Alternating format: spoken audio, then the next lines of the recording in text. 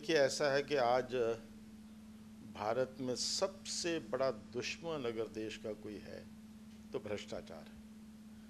और भ्रष्टाचार ख़त्म करने की सबसे बड़ी ताकत आज अगर किसी राजनीतिक दल में है तो भारतीय जनता पार्टी में है। बहुत से लोगों ने देश में भ्रष्टाचार से समझौता कर लिया। हम लड़ रहे हैं। लड़ाई लड़ने के लिए ज़रूरी है कि हम में कहीं कोई गलत बात ना हो। बीजेपी रूल्ड स्टेट्स की चीफ मिनिस्टर कॉन्फ्रेंस दिल्ली में हुई, मुझे भी बुलाया गया था। मेरे आग्रह पर रेजोल्यूशन में दो बातें लिखी गई। पहली बात लिखी कि हम भ्रष्टाचार के खिलाफ लड़ाई लड़ेंगे और हम आत्मनिरीक्षण भी करेंगे। इतना ही नहीं, रेजोल्यूशन में ये भी कहा कि Bharatiya Janata Party rededicates itself to make India corruption free. अब ये दो वायदे पूरे देश को हमने दिए, तो मुझे लगता है हम इन वायदों को पूरा नहीं कर रहे। और क्योंकि आज भी सबसे ज़्यादा शक्ति हम में है, तो देश में भ्रष्टाचार ख़त्म करने के लिए हमें ज़रा भी भ्रष्टाचार से समझौता करते हुए दिखाई नहीं देना चाहिए। एक और बात है कि पूरे देश की राजनीति पटड़ी से उतरी हुई है। लोकतंत्र परिवार तंत्र बन रहा है, लोकतंत्र भ्रष्टाचार तंत्र बन रहा है। अत्यंत दुर्भाग्यपूर्ण स्थिति है। मुझे लगता है कि हम देख नहीं रहे कि हमारा भविष्य कितना अंधकार में हो रहा है। ट्रांसपेरेंसी इंटरनेशनल की रिपोर्ट के मुताबिक दुनिया के सबसे भ्रष्ट देशों में भारत आ गया। वर्ल्ड बैंक की फूड प्रोग्राम की रिपोर्ट के मुताबिक दुनिया में सबसे भूखे लोग हिंदुस्तान में। सोने की चिड़िया कहा जाने वाला देश, विश्व गुरु कहा जाने वाला देश महाभ्रष्ट हो गया, भूखों का देश हो गया। जिम्मेदार भ्रष्टाचार है। इसलिए मैं ये मानता हूँ कि भ्रष्टाचार से किसी कीमत पर समझौता नहीं होना चाहिए। ये परिवारवाद और भ्रष्टाचार, देखिए मैं साफ कह देना चाहता हूँ कि पूरे देश की राजनीति में परिवारवाद बढ़ रहा है।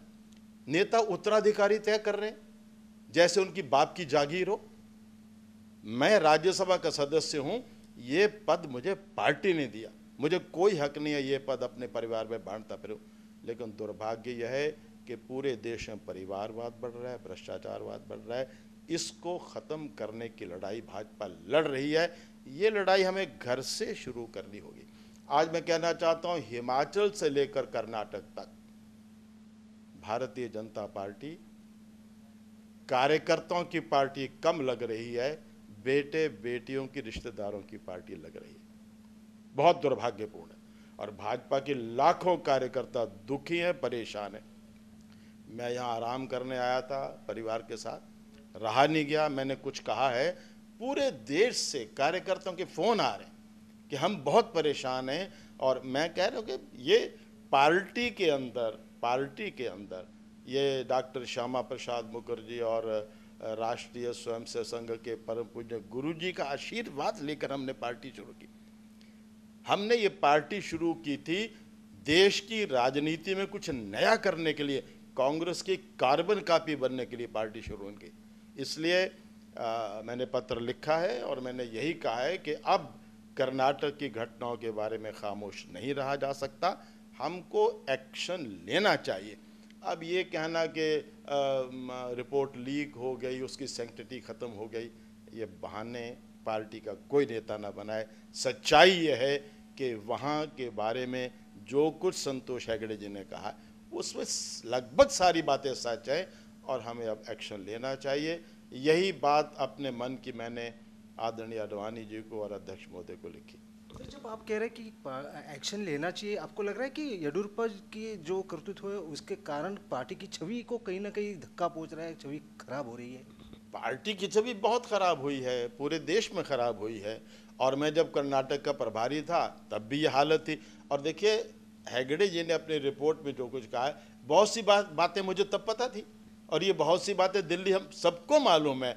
मैं ये कहना चाहूँगा कि हम ज़ीरो टॉलरेंस इन करप्शन की बात करते हैं, अब वो बात करने का लाभ नहीं है। We must act now, time has come now. और मैं समझता हूँ कि अगर भ्रष्टाचार के साथ हमने समझौता कर लिया, कुछ नहीं किया, तो भगवान से लेकर आने वाले इतिहास तक हमको कोई माफ़ नहीं करेगा। तो पार्टी विद द डिफरेंस जो कहा जाता था, अब भी वो बरकरार है या? मैं आपको सच कहता हूँ, मैं पिछले 50 साल से राजनीति में हूँ और भारतीय जनसंघ जब बना 1953 में कश्मीर मूवमेंट में 9 महीने जेल में रहा, तब से चला हूँ। मैं आज भी कह सकता हूँ बड़े गौरव फख्र के साथ कि आज भी भारतीय जनता पार्टी देश की सभी पार्टियों में बहुत अच्छी है, ऊपर है। आज भी to some extent we are party with a difference, लेकिन डिवैल्यूएशन हो रही है, उसको रोकना चाहिए, इसीलिए मैंने पत्र लिखा।